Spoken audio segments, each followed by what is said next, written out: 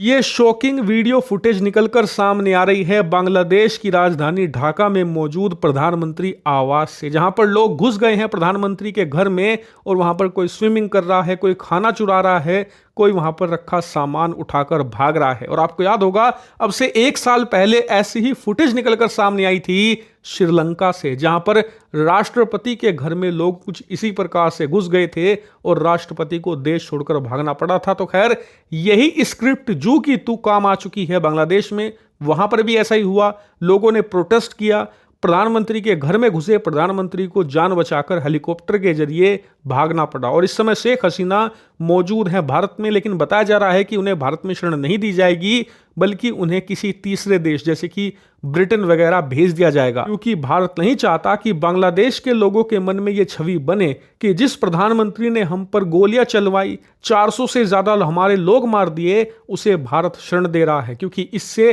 फिर anti India sentiment Bangladesh में बढ़ेगा और यह भारत के लिए खराब बात होगी बहुत ज्यादा। इसीलिए कहा जा रहा है कि उन्हें तीसरे देश में भेज दिया जाएगा। लेकिन बात करें बांग्लादेश की, तो फिलहाल वहां पर आर्मी ने टेक ओवर कर लिया है और उन्होंने एक इंटरिम गवर्नमेंट बनाने का ऐलान भी कर दिया है, जिसमें 5 से लेकर 6 लोग होंगे अलग अलग सिविल सोसाइटीज के। और कहा जा रहा है कि उसके बाद चुनाव की घोषणा कर दी जाएगी और आर्मी चुनाव करवाएगी। लेकिन हैरानी की बात यह है कि चुनाव लड़ेगा कौन, क्योंकि वहां पर 2 मेन पार्टियां हैं। जैसे भारत में बीजेपी कांग्रेस है, ऐसे ही बांग्लादेश में 2 मेन पार्टी हैं। एक बांग्लादेश नेशनलिस्ट पार्टी से बीएनपी कहा जाता है और ये मुख्य विपक्षी दल है, यानी कि विपक्ष के लीडर्स हैं। दूसरी है वहां पर आवामी लीग, जो कि सत्ताधारी पार्टी है वहां की, जिसकी नेता थी शेख हसीना।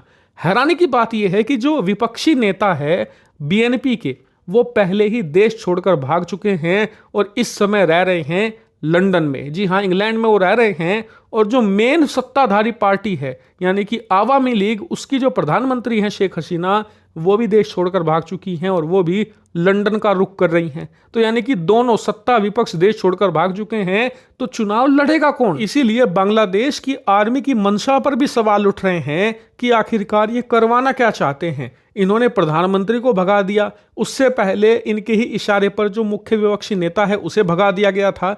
जब आपके देश में पॉलिटिकल लीडरशिप बची ही नहीं, तो आप किसे चुनाव लड़वाएंगे और किसे जुटाएंगे? इसीलिए कई लोग ये भी आशंका जता रहे हैं कि कहीं सेना अपने ही कुछ जनरल की एक अलग पार्टी बनवाकर अपने पास ही सत्ता ना रख ले, या फिर देश में एक सैन्य सत्ता का ऐलान भी कर सकती है, जैसा कि म्यांमार में है। खैर जो भी होगा आने वाले कुछ दिनों में पता चल जाएगा। लेकिन इसी के साथ एक काम हो गया है, वो ये कि भारत के पड़ोस में अब नेपाल को छोड़कर किसी भी देश में डेमोक्रेसी नहीं बची। बात करें पाकिस्तान की, तो वहां पर भी सेना का राज है।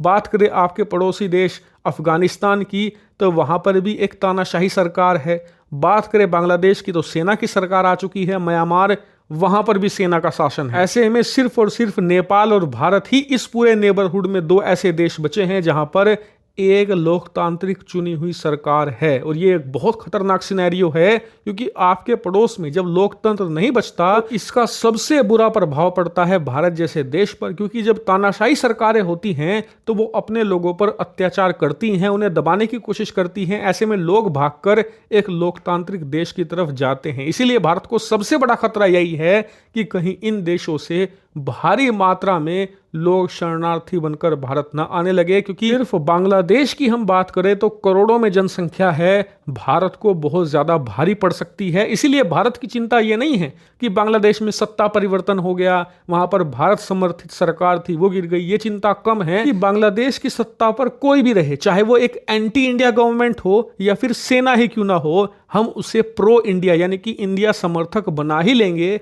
भले उसमें हमें 6 महीना या साल भर का ज्यादा से ज्यादा वक्त लगता है, जैसे कि हमने अफगानिस्तान में तालिबान के साथ किया। बहुत ज्यादा एंटी इंडिया था तालिबान, लेकिन आज स्थिति देखिए पूरी तरीके से प्रो इंडिया बना बैठा है। बात करें मालदीव की, तो 6 महीने वहां की सरकार भी खूब कूदी भारत के खिलाफ, आज वो भारत की चरणों में पड़े हैं।